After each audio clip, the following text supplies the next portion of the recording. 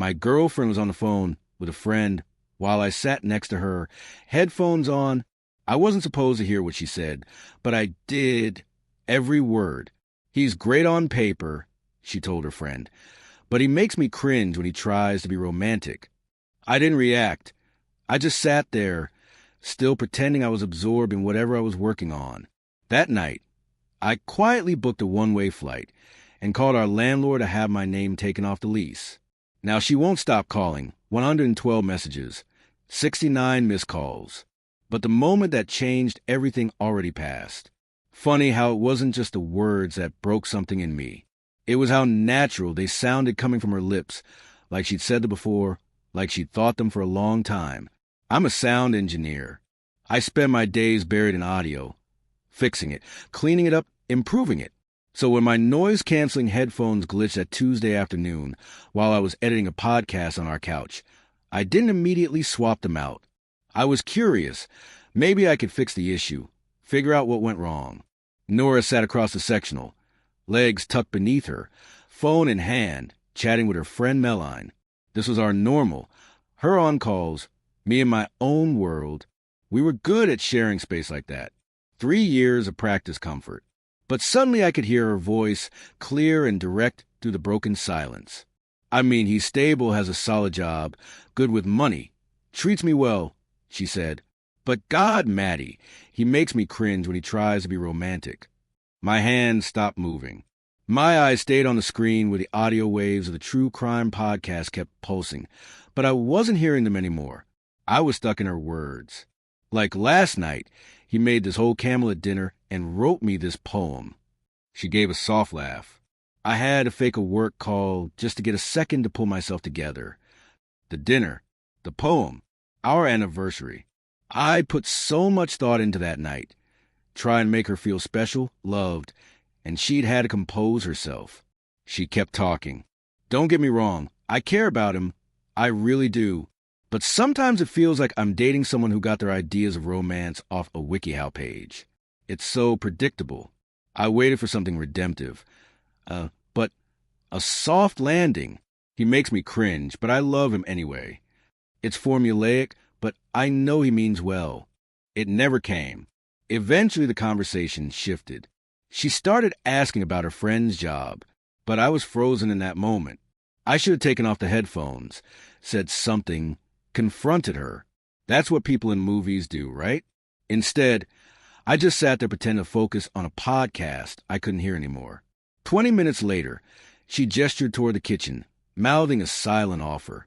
I smiled and nodded, just like always. That night, while she was in the shower, I sat at the edge of our bed thinking about all the small moments I'd brushed off. The way she gently moved my hand away when I tried to dance with her at her office party. The increase in urgent work calls during our date nights.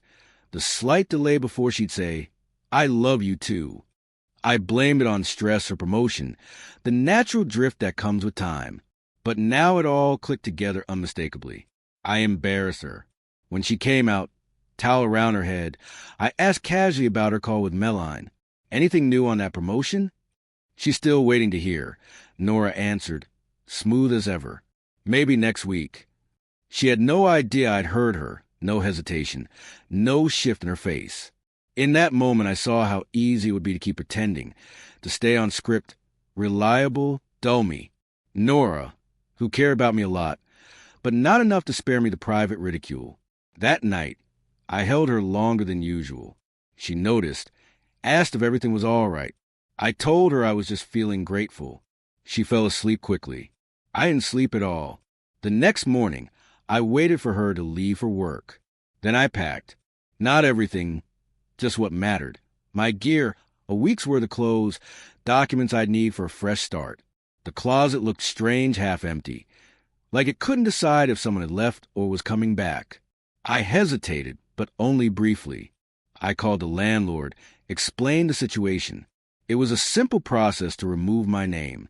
By the time she got home, I was gone. We were on a month-to-month lease now, waiting on a renewal. Nora earned more than enough to handle the rent on her own, and her credit was impeccable. She wouldn't be facing any real hardship, just the inconvenience of my absence. I left her a letter. not a poem. I'd apparently run out of awkward, overly sentimental gestures. It was just the truth, plain and direct. Nora, I overheard your call with Meline yesterday. You said I make you cringe when I try to be romantic. You mentioned the dinner and the poem, how you had to fake a work emergency to get out of it. I'm not angry, but I can't unhear it. I can't stay in a relationship where my love makes someone uncomfortable. By the time you read this, I'll be on a plane to Portland. I've taken my name off the lease, but I paid my half of next month's rent to give you time to sort things out. I hope you find someone whose love language feels right to you. James. I left it on the kitchen counter, next to my cup of tea. My flight wasn't until evening, so I spent the day at a cafe near the apartment of a friend of my brother's, where I'd be staying until I found a place of my own. I put my phone on airplane mode. I wasn't ready for the messages, the calls, the reactions. I needed time to detach, to breathe. The travel itself passed in a haze, checking my bag, navigating security, the cramped seat, the hum of engines and murmured announcements. I kept my mind on logistics, ignoring the waves of memory that tried to break through. Once I arrived and got settled in the small spare room, I finally turned my phone back on. Notifications flooded in, 112 text messages, 69 missed calls, voicemails, emails, even some Instagram DMs, though we hardly ever use that. I scrolled back to the beginning of the texts. James, what is this? Call me. Are you serious right now? You're leaving because of one comment? This is so immature. I can't believe you're doing this. Please call me back. I didn't mean it like that. You're completely overreacting. It was just girl talk. The tone changed as the hours passed. I'm worried about you. At least let me know you're okay. James, please. We can work through this.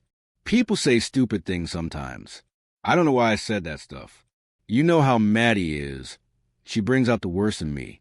Your brother won't tell me where you are. Please just talk to me. And then, eventually, I love you. I miss you. I'm so sorry. Please come home. The voicemails followed the same arc, starting with frustration, slipping into pleading, breaking into tears. Her voice cracked near the end. Her words choked.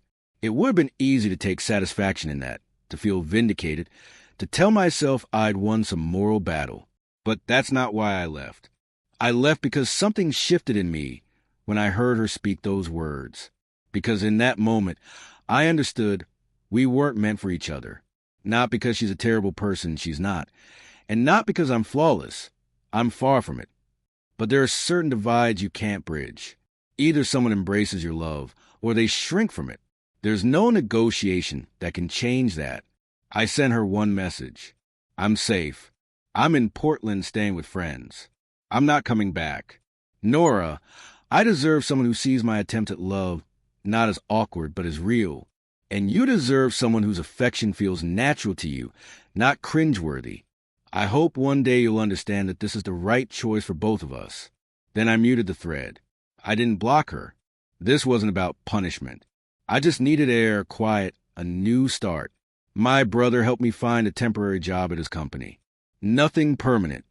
Just enough to stay occupied while I figured things out. I got a studio apartment a few blocks from the office. It had big windows and afternoon light. I bought a few plants. I'm terrible at keeping them alive, but I'm trying. I still write sometimes. Not for anyone, just for myself. My poetry is probably still clumsy and obvious, filled with rhyme and wide-open feeling.